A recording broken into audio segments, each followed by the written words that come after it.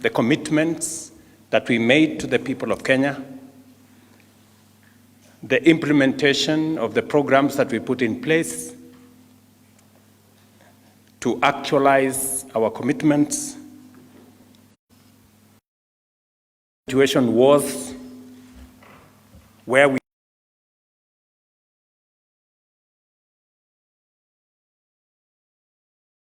part of our term.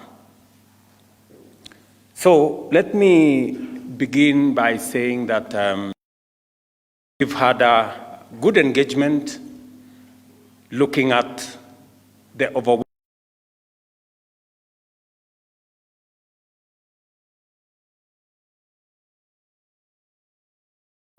whether we overpromised, and it was very clear to us that we did not, that Kenya needed transformation.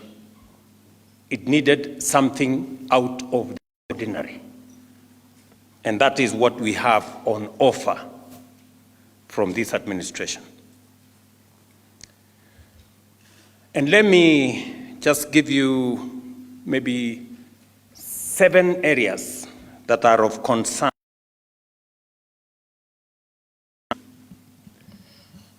and that have the most part of this administration's push for transformation. We are very well aware that transformation is not easy. It never was, and we never expected it to be easy. But transforming Kenya, we must. I will speak to 7 subjects that has been the subject of conversation in this gathering and the priority areas of this administration. Number 1 is the economy. We have assessed where we were in 2022. And we had a situation emerging from the shutdown of the economy, devastating drought, followed by floods, that high prices of unga were 200. We had 7 million Kenyans in the CRB.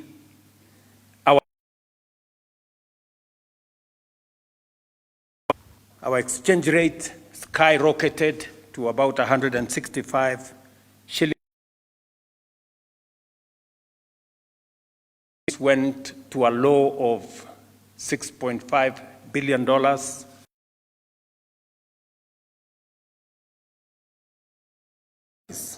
With supply of our fuel requirements.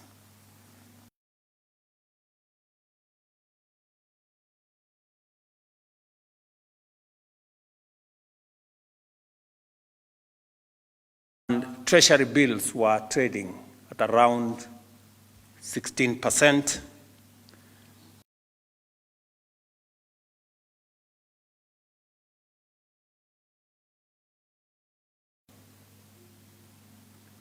We did commit that we would get 7 million Kenyans that were in CRBs out, and we did. We did also commit that we would, and we did.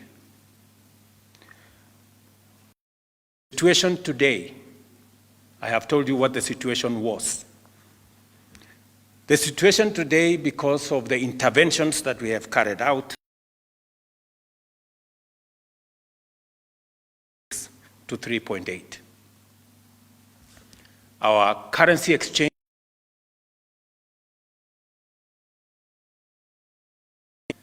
to 129 shillings to the dollar for the last 14 months.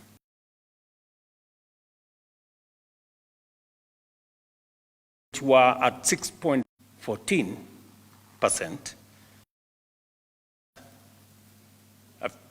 think last week, our interventions on very high. The largest contributor, as you all know, to inflation and the cost of living is the cost of food. And that is why instead of subsidizing unga, we decided to subsidize fertilizer, because it makes the whole difference. We took the next step.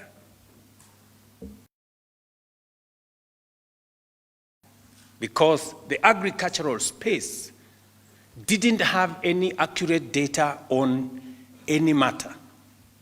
So we undertook a robust process of collecting data on the agricultural sector, and thankfully we now have a database of 6.6 million farmers, complete with the crops they plant, the acreage of their land, and all other details that are required, including their details.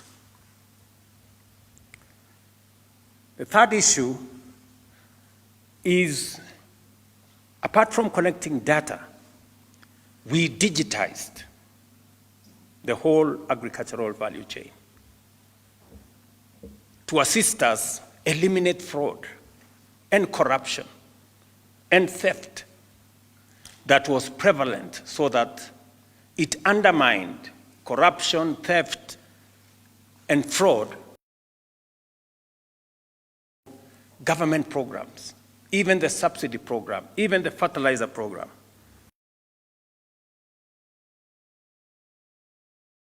Result of the interventions that we have carried out in the agricultural sector, as per the commitment to the people of Kenya. We have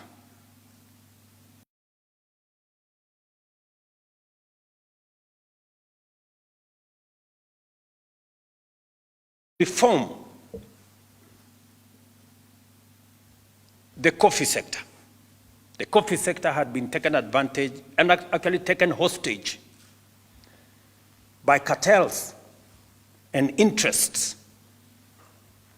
And it wasn't possible to sell your coffee where you wanted, because there was an incestuous relationship between brokers, millers, the people buying at the coffee exchange, that undermined the capacity of farmers to decide on their farming practice, because certain groups of individuals had monopolized that sector.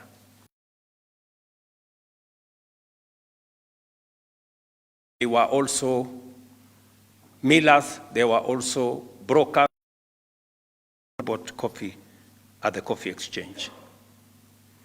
We have since dismantled, and we have changed the delivery model in the coffee value chain. We have also undertaken far-reaching reforms in the agricultural sector, in the sugar sector. As we all know, always, since I was Minister for Agriculture, we always went to seek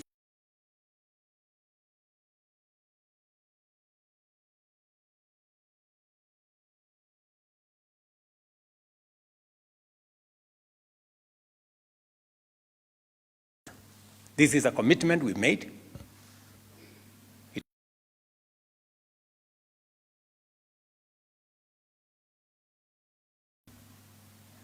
The business interests who had taken hostage the sugar sector head on. At some point, I had to tell them, Mom,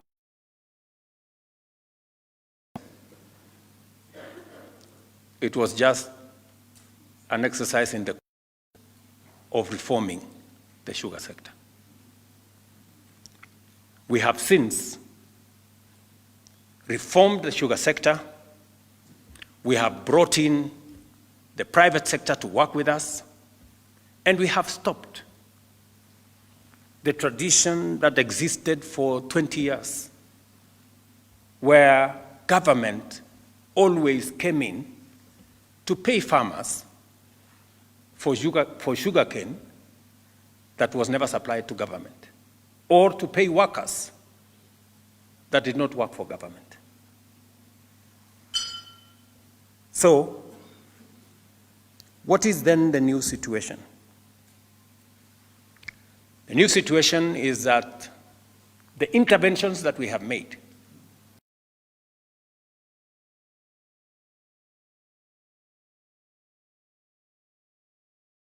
reforming the sector, making sure that we have accurate data to an average of 120. Some farmers are getting 130, 140, 100. By December this year, we intend to pay bonus to sugarcane farmers across the sugar mills that were formerly owned by government, because we have reformed that sector. But we still have some work to do for the future. We are looking at how we can improve on the quality of data that we have. We are now bringing data on livestock so that we can facilitate the vaccination that is underway. We are enriching data on all the other crops. We have now started the journey towards doing more in the rice sector. We are going to do more in the cotton sector. We have just finalized the reform of the cotton sector, including finding a private sector player to run Rivertex and to provide offtake for cotton farmers, and to also supply high quality seed to our cotton farmers. Let me mention about milk as I talk about our livestock farmers, including dairy and beef. If you look at the Kenya National Bureau of Statistics numbers, earnings from our dairy sector, especially milk, has gone up from 35 billion shillings in 2022 to 59 billion shillings last year. Because the prices of milk has moved from an average of 30, 35 shillings to now an average of 45, 50 shillings a litre. The reform in that sector is putting more money, the agricultural sector that is putting more money in the pockets of farmers, whether it is in coffee, whether it is in tea, whether it is in sugarcane, whether it's in dairy. And we are looking at the future on how we can better pay our dairy farmers. We are now rolling out a whole industry around leather so that more farmers can have earnings. So we have a program for the future on what we need to do to enhance the progress that have already been achieved in the agricultural sector. The third item that we have discussed in this retreat is a reform that we committed to the people of Kenya.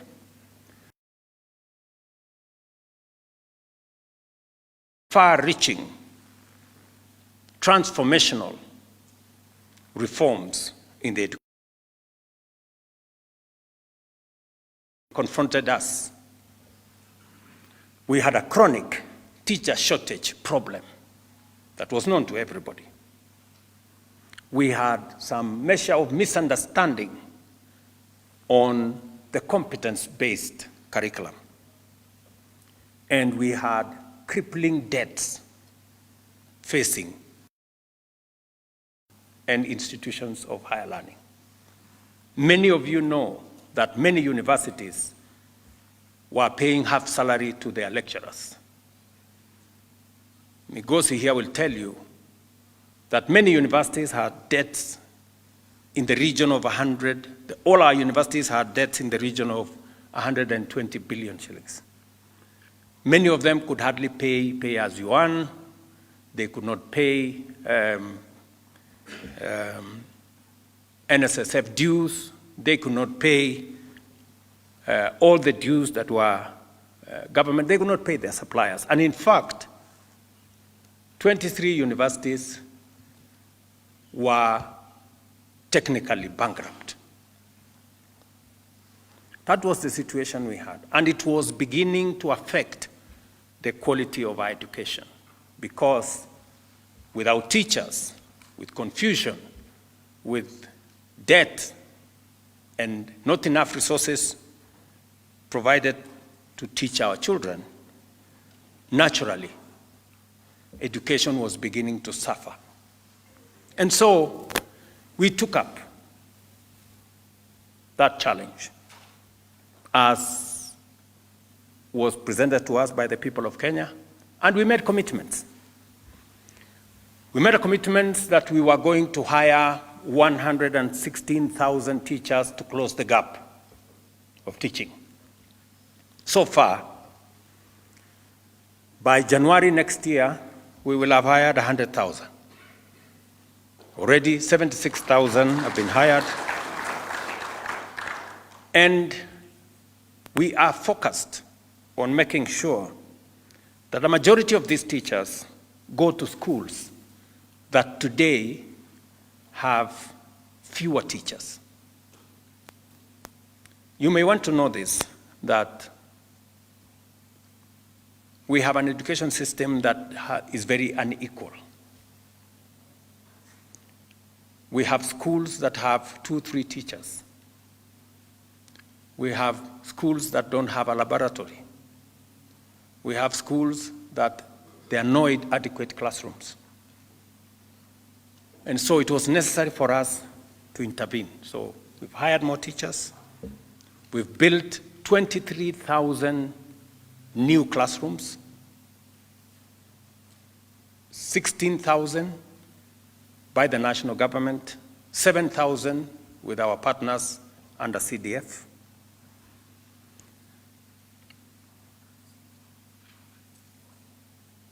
We have streamlined the competence-based curriculum, working with the stakeholders.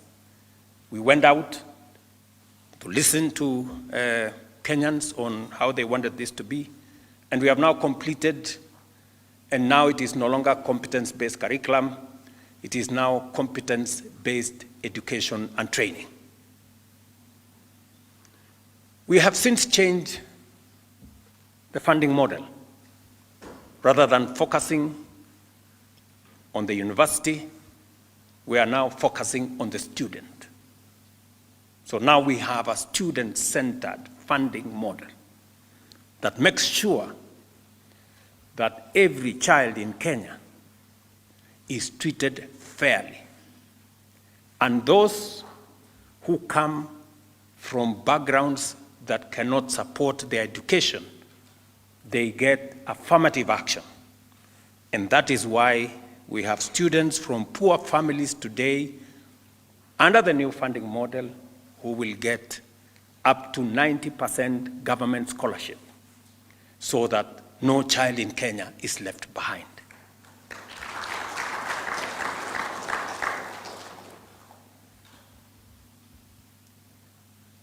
Of course, like any new funding model, we had challenges. Some of the students were placed in the wrong bands and many other issues, but we have reformed that sector. And the new funding model is now going into its 3rd year. So we have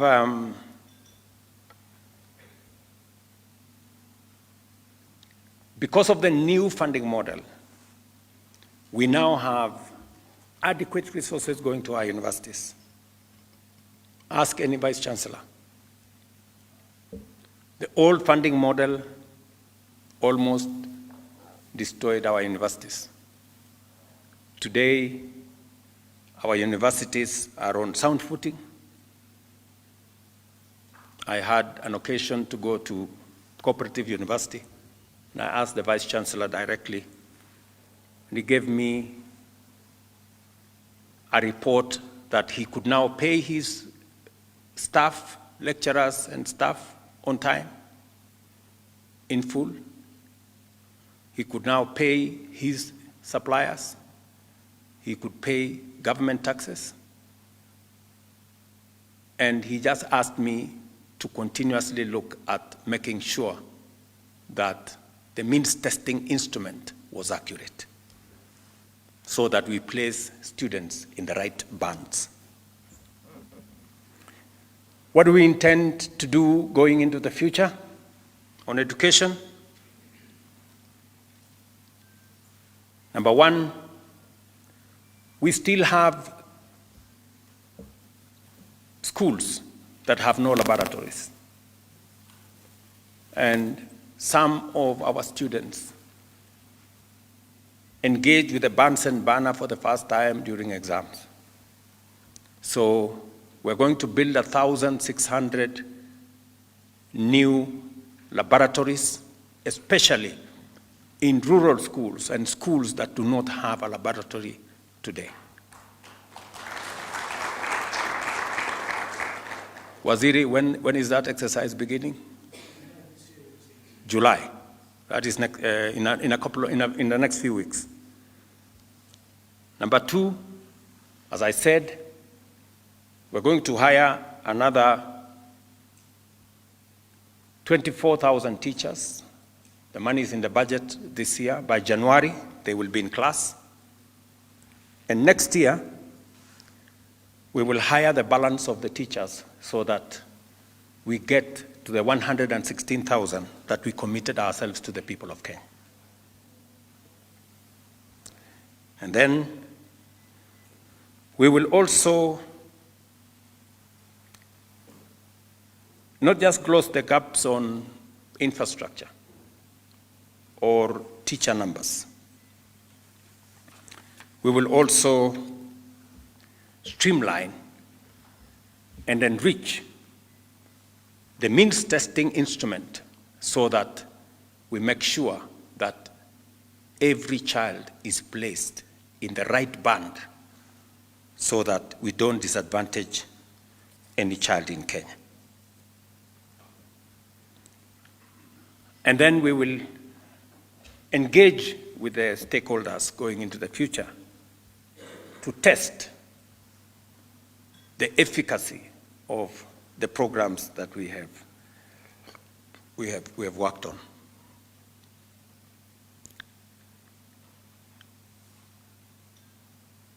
Let me go to the fourth item that informed. I told you I'm going to talk about 7 items. The fourth item that we have discussed this morning is matters to do with health. The people of Kenya told us, and we recorded faithfully, that health was destroying families. 1 million Kenyans every year sunk into poverty, statistics show, because of health-related costs. Many citizens sold their properties, their livestock, they used their savings for matters health. And progressively, health was becoming a privilege for those who can afford, leaving behind those who could not, to the vagaries and to the designs of fate. So, we looked at the situation and we made a commitment.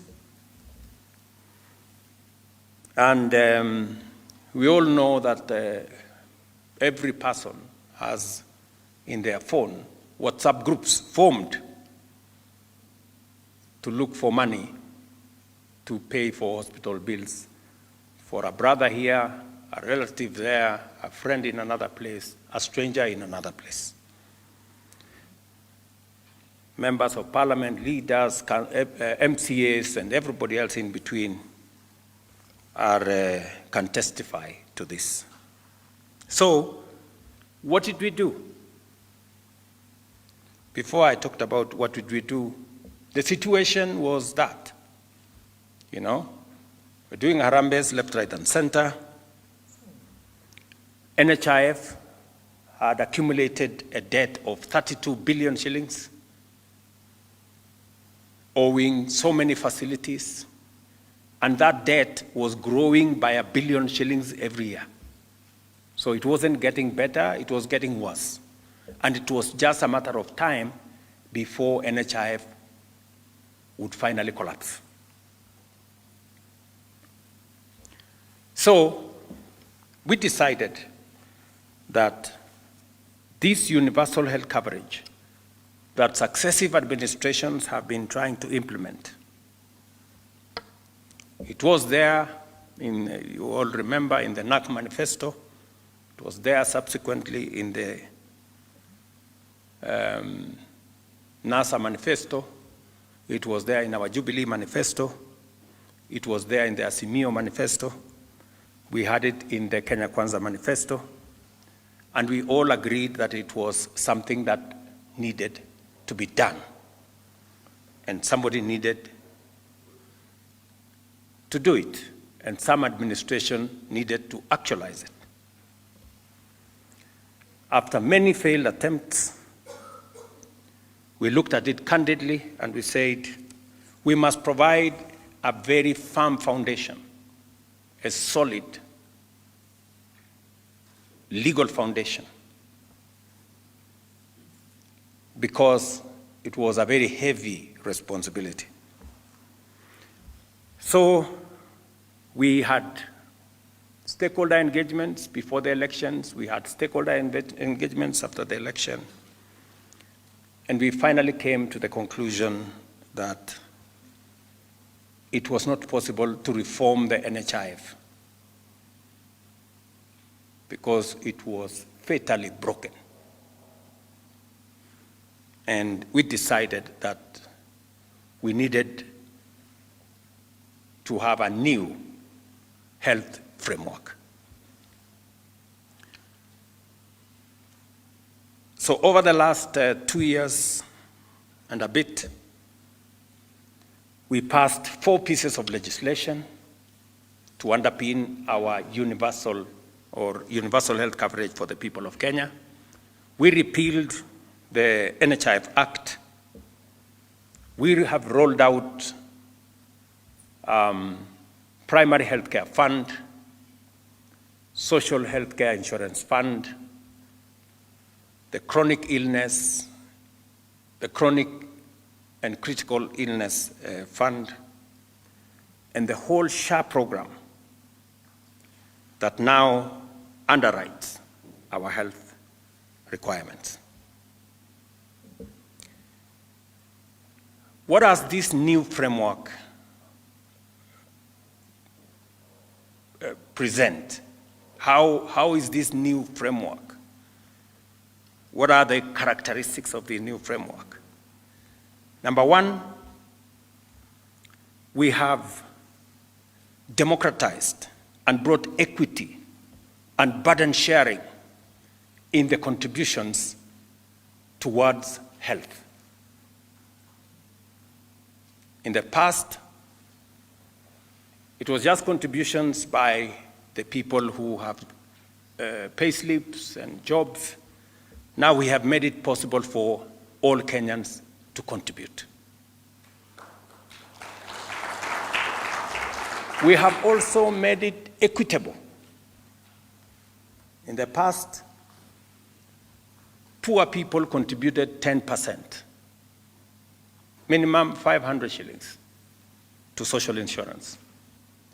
Those of us with better earnings, we contributed 0 point something percent. So the difference between 10% and 0 point something percent wasn't right, and it wasn't equitable. So we decided that it was time to give equity. So everybody for social insurance now pays 2.75%. So we have brought it down for the vulnerable, the mama mbogas, the borders who are paying 10%.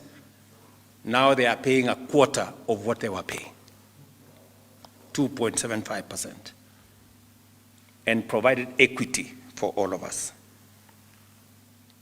That there were facilities that had you register today in SHA URL, where we had 7 million registered members under NHIF. Today we have 23 million Kenyans registered under SHA. And for your information, 50,000 Kenyans register on average every day. We've had a high of 90, what was the highest number we registered in a day? 93,000 Kenyans is the highest that registered in one day. But on average, 50,000. Over the weekends, they come down to 30,000, but on average, 50,000. And the numbers are counting, because Kenyans now know that when you register, number one, you have access for free to level 1, level 2, level 3, and part of level 4. And then you have access when you make your contribution to level 5, level 6. Number 2, SHA has now paid 3.6 million for 3.6 million Kenyans under the primary health fund, and for 2.1 million Kenyans under SHIF. A total of 5.7 million Kenyans have benefited from our new healthcare program.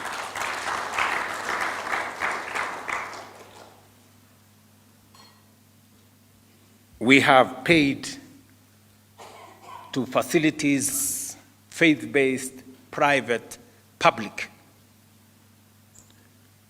over the last 8 months. I'm giving you statistics over the last 8 months.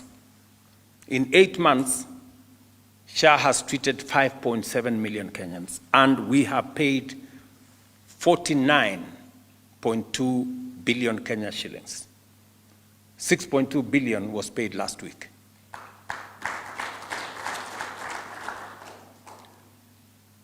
The transformation going on in our health care landscape is phenomenal.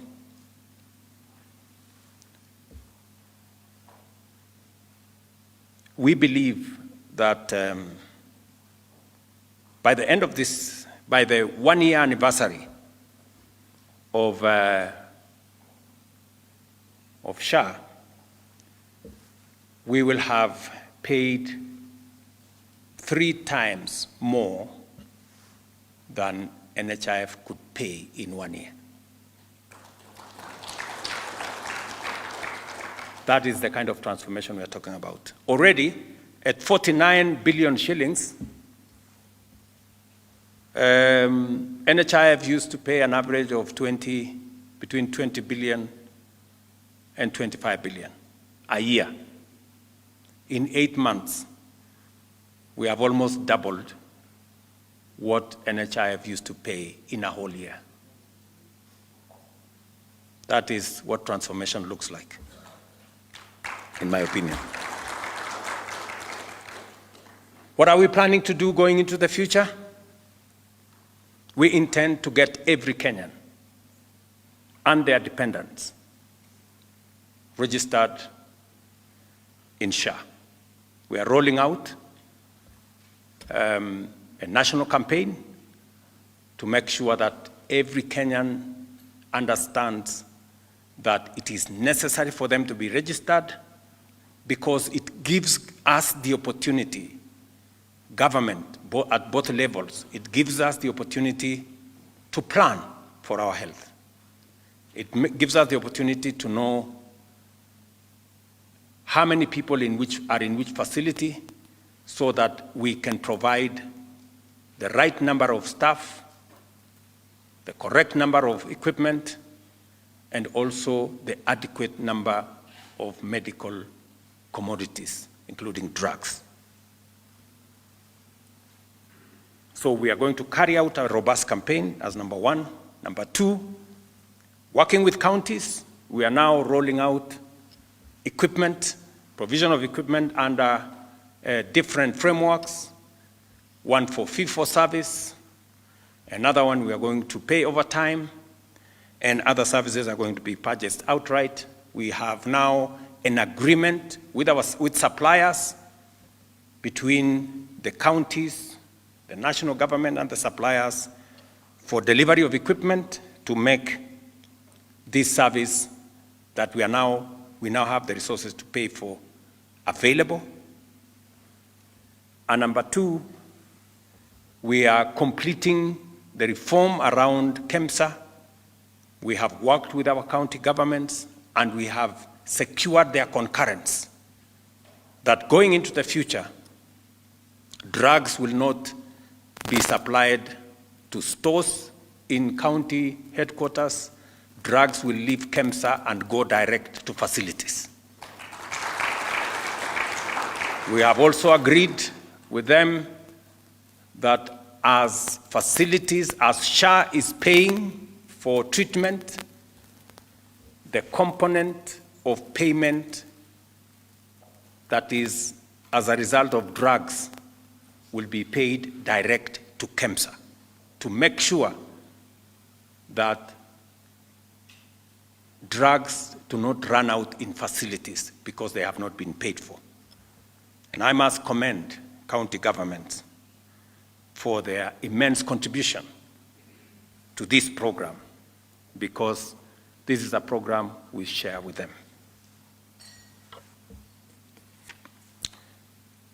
The fifth item that we discussed this morning, is matters to do with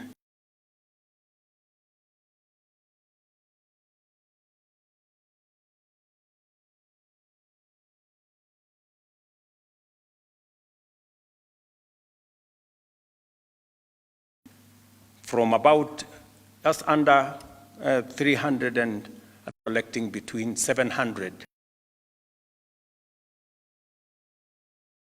shillings a day. Jitume Labs,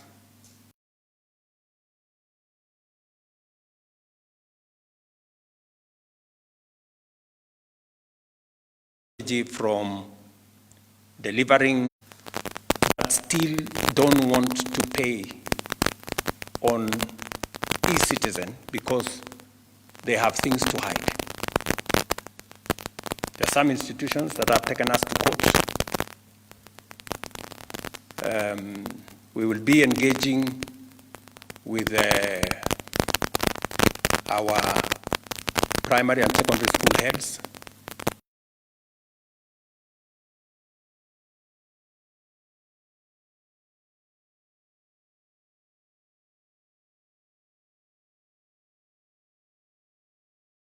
on exercise books. And we are telling them the era of transparency is here.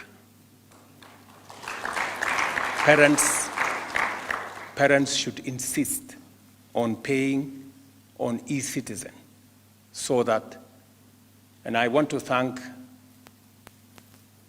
schools that have agreed, because they believe in transparency, to get parents to pay on a digital platform.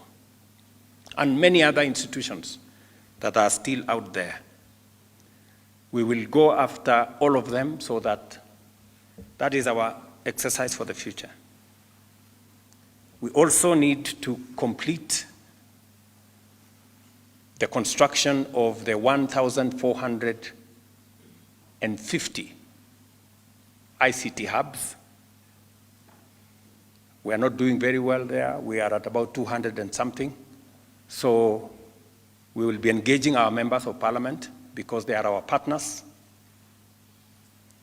The Honorable Kabogo here and his team at ICT will be working with them. We are also developing networks to be able to get more computers, because we need close to 150,000 computers to run our ICT hubs across Kenya. So that is going to be our assignment going forward, to work with partners to be able to get computers, and we are looking at possibilities of manufacturing those computers here in Kenya so that servicing becomes easy, and also create local expertise for us developing this space now going into the future. And we will be looking at how we can do this from a whole of government approach. The sixth issue that I want to talk about is our micro, small, and medium enterprises. As I told you, we had 7 million Kenyans that were, condemned by CRBs, credit rating bureaus, and they couldn't transact. They couldn't do much because they were rated as very dangerous people. We worked with the MNOs, and we managed to get these Kenyans out of the net. And the reason why these Kenyans were all in CRBs was because they were paying interest rates of up to 300%. We have since changed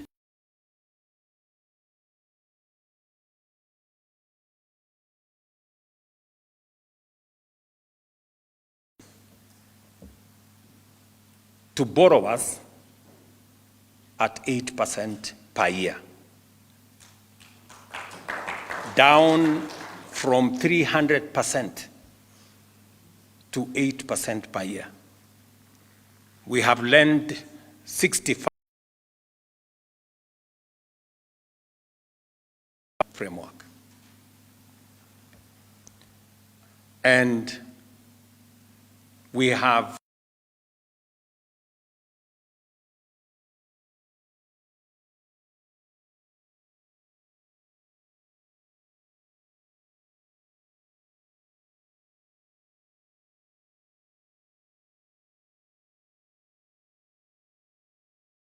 when people discover that being credit-worthy is necessary.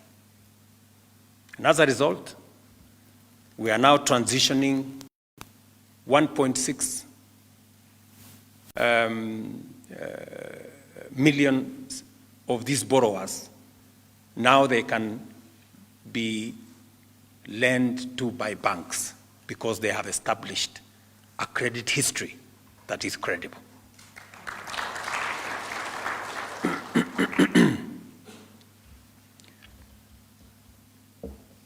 We are looking at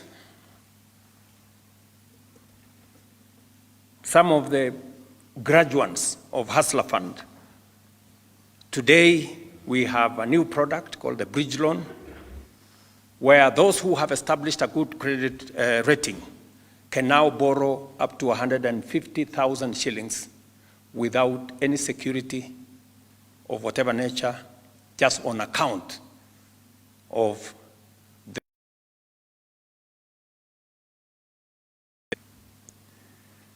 And again, on the Hustler Fund platform, we are now rolling out the Nyota program with the World Bank,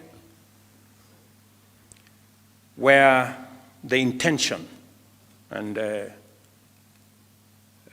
my good friend Oparanya there, with his PS, Madam Mangeni, and my good friend Jacobs, there, the PS for Youth, are working around the clock with our partners in the World Bank, because we have agreed that many of these small business people that have managed to graduate into business enterprises, we are picking 100,000 of them and giving them, together with the World Bank, a grant of 50,000 shillings each one of them. And we will be spending 5 billion shillings to support young people, women. And we have made sure that it covers every part of the country. 70 small business people will be identified in every ward in Kenya to be beneficiaries of this program as we upscale the micro, small, and medium enterprise space into creditworthiness.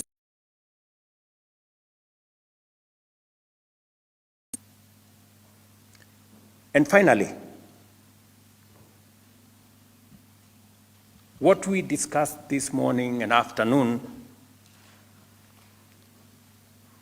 is matters to do with the young people of our nation and jobs.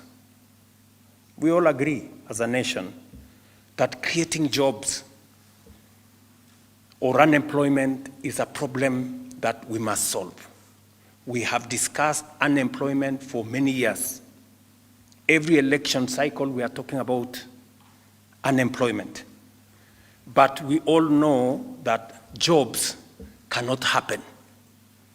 They must be created. Some deliberate, intentional policies must be put in place to create jobs. And we have interrogated our plan on creating jobs. And we have the following to say. We did make a policy decision that we were going to roll out our housing program. And our housing program, a constitutional imperative under Section 43 of the Constitution. Apart from it being about dignified living and having the history that we do, that the Housing Act was passed for the first time 60 years ago. The same time Malaysia passed their housing law, the same time Singapore passed their housing law, we passed our housing law. But today, the situation in Singapore, Malaysia, and all the others is different from the situation in our country. While 90-something% of the citizens of Singapore are home owners, 7 million people in Kenya live in slums. And we only have 30,000 mortgages for people to own homes. That is the difference between transformation and the lack of it. So, and as we all know, as the people of Kenya, we have discussed matters of unemployment, provided credible policy interventions that create known numbers of jobs. So this time round, as an administration, we decided to have 4 different programs. One is housing. So when we talk about housing, it's not just about getting people out of slums. It is not about getting people who are in the middle class to own homes instead of renting them. It is not just about decent living. It's about jobs. We have rolled out, as you all know, our housing program. And today we have 250,000 young people working, women and men working in our housing program. We have 150,000 houses under construction. 11,000 are ready. We will be giving them out in the course of the year, and they will continue to be ready as we go. And we have a pipeline of 700,000 jobs, 700,000 houses are in the pipeline. Already 150,000 are under construction. The others are in different stages. Others are undergoing very different stages in our plan. We see this sector continuing to be a growth sector. The numbers working in affordable housing can only increase because as of 2022, we had a shortage of 2 million houses. And therefore, this affordable housing program, even at the rate of 200,000 houses every year, we need between 15, 20, 25 years to be able to catch up with the deficit that exists in affordable housing.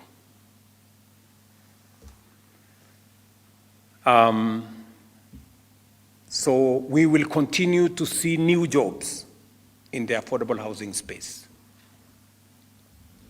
of different categories. Architects are doing their part, engineers are doing their part, masons, carpenters, plumbers.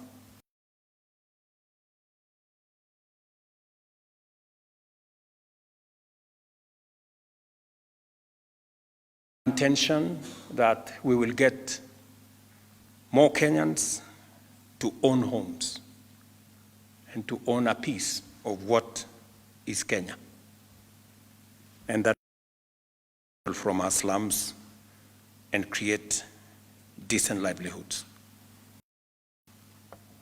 It is true that if you go to any city today in Kenya, whether it is Garissa, here, and I was there, Kiambu, Mombasa, Kitui, Machakos, Sumu, Homa Bay, name it, Eldoret, Nakuru. The largest estate today in any city in Kenya is affordable housing. We have 250,000 people working. We are building accompanying infrastructure in hostels, markets, institutional housing.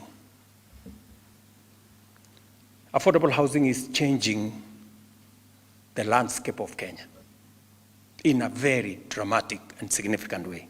And this is just 2 years. 2 years. Tell me what's going to happen in 5, 10, 15, 20 years. You will not recognize this country. That is the reality of transformation. We know that it was difficult to do this initially, but I think the people of Kenya are beginning to appreciate that this was not about talk. This was not just about promise. This was about what we wanted to do to transform our nation. Apart from affordable housing, and we are seeing results, and I am confident that the foundation we are laying for the transformation of Kenya will make sure that this nation changes for good. We also decided that we wanted to take advantage of the single most important asset we have as a country, our human capital. If there is an asset we have as a nation, it is the Kenyan people and their talents and knowledge and expertise.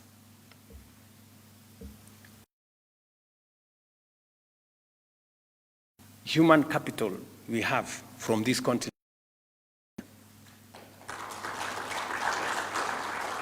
Ask anybody. Minimal supervision, very good English, you know.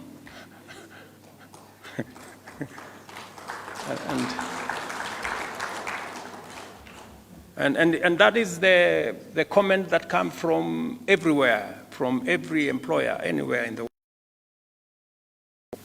This jewel that we have, we want to not only use it to drive our own development, but we also a global workforce out of this very important asset that we have.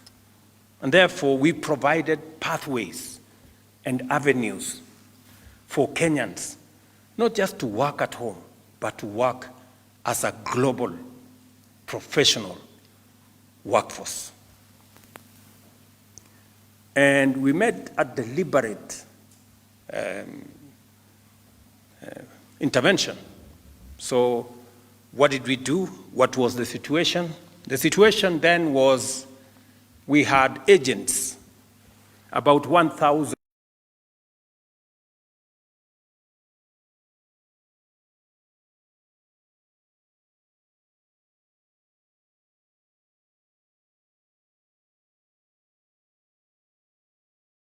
wrong things. We didn't have a coordinated government approach. We hadn't signed bilateral labor agreements with where these Kenyans were going. So we had confusion in that space. So what did we do? First, I created a department for diaspora to work with the Ministry of Labor to ensure that Kenyans living abroad are attended to by the government of Kenya. Number two, we streamlined the National Employment Authority. And we deregistered close to 1,000 agents whose conduct suffered integrity challenges. We removed them from participating in that space. We also digitized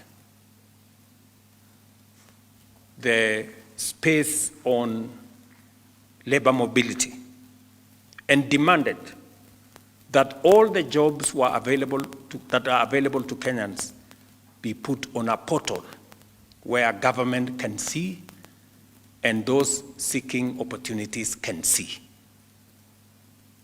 Today, you have it on that portal, and you can see it for yourself.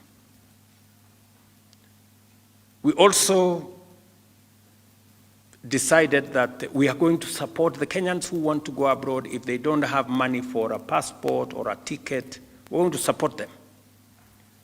So we instructed the National Youth Fund. We have now also brought on board Uwezo Fund. I hope the agreements have been concluded, Matamangeni, completed. Uwezo Fund, so that Kenyans who have been given an opportunity to work outside Kenya can, with ease, find their way out. And we now have a database of Kenyans going to work abroad. Imagine, we didn't have a database of Kenyans going to work abroad. We didn't even know who was working where. And that is why we just got reports of so-and-so is in distress, some other person there is in distress, and we didn't have them in our database. So today it is mandatory for those going to work outside Kenya that we must know them, we must know where they are going to work, we must validate that the job that they are going to do exists, and we must know who the employer is.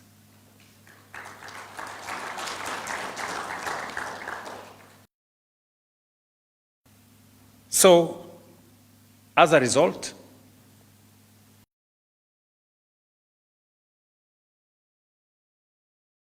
$400,000 Kenyans have found their way into jobs outside Kenya. Let me repeat, because sometimes we say things and people are wondering. 400,000 Kenyans have gone to work outside Kenya.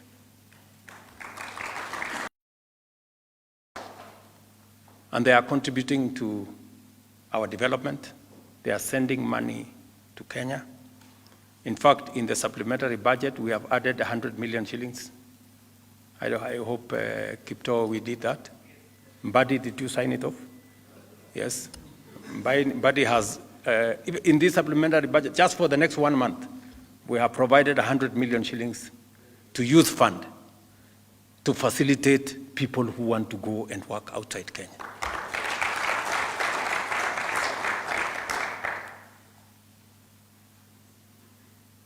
The third item that, as an administration, we have rolled out as a policy, this is deliberate. You know, housing is deliberate. Labor mobility is deliberate. Is digital jobs. We have rolled out a comprehensive program with our Jitume labs. Every TVET and some other institutions today have a Jitume lab where students in our TVETs take 2-3 hours, they work online, they earn money. I told you about the ICT hubs that we are working on. We have 280 already built. We have another 1,200 to go. That's the space we need to up our game. But already 180,000 Kenyans are working on the digital space.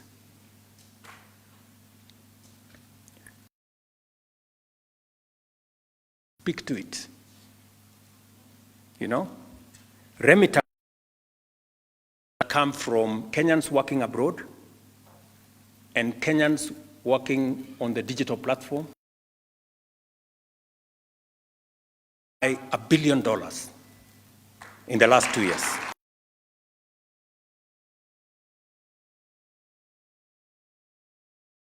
It was 4 billion. February this year, it was $4.95 billion.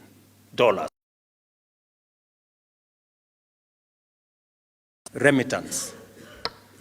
That is money coming from Kenyans either working abroad or working online.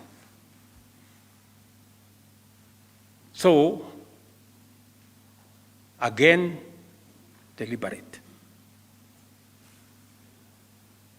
And there is more that is happening in the internet. There are more people who are doing serious business, earning serious money in the internet than the pornography and the insults and all the other things that are going on there. There is more. And that is where we should be going.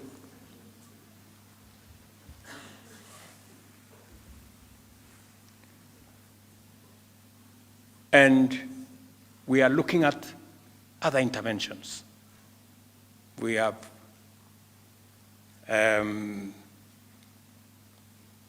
what we call climate works. Again, because of the climate challenges and what we need to do about our environment, we are again rolling out another 110,000 opportunities for Kenyans to work in the climate work space, to work with us. Already 20,000 in Nairobi City are onto that course. And we've just advertised opportunities for 110,000, and they will begin working from when, Alice and Hinga, when are they? 1st of July.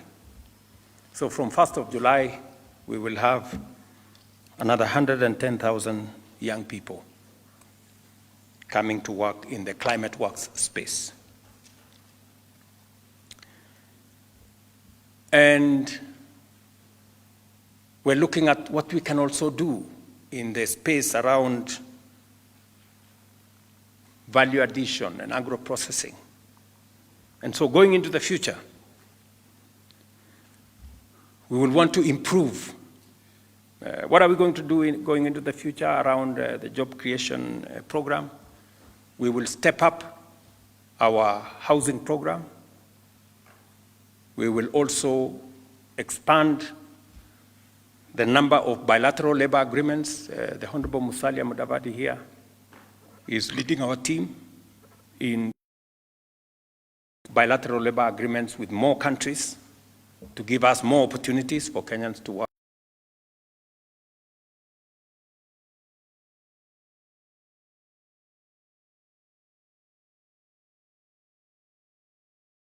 Now have skilled workers, professional workers.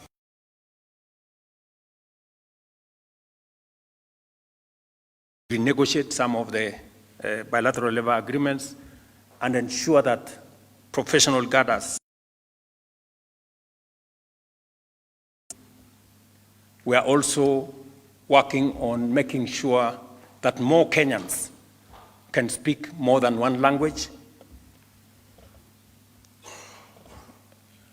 German, Chinese, French, Spanish. That's our next horizon, and the Ministry of Diaspora is working with different institutions. I am happy that KMTC, for example, is beginning to teach. Is that correct, Mudoni? Yes, sir. We are teaching French, German, Amharic, and Arabic. Right. So that is the next horizon. We're going to make Kenyans truly global citizens, that they can work anywhere. So that is the next horizon we are working on. We are also looking at our special economic zones, making sure that we expand the capacities in our special economic zones, expanding capacities in our county aggregation and industrial parks for processing, for value addition, and that is why we will be removing taxes in this budget on packaging material for both coffee, tea, and other commodities, so that instead of exporting our tea and coffee, exporting them packed in packages that go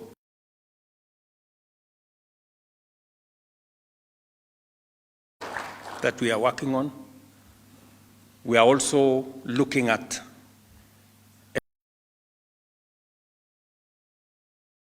do value addition and agro-processing.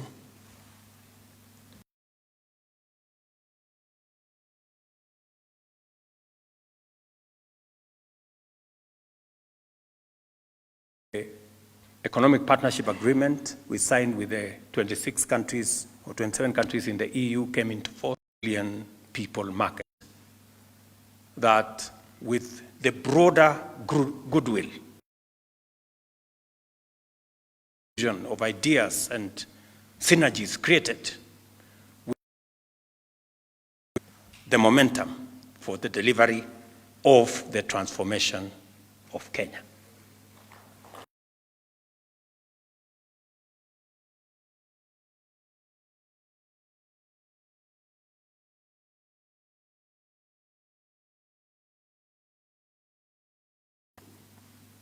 It's not the next election. The focus is the transformation.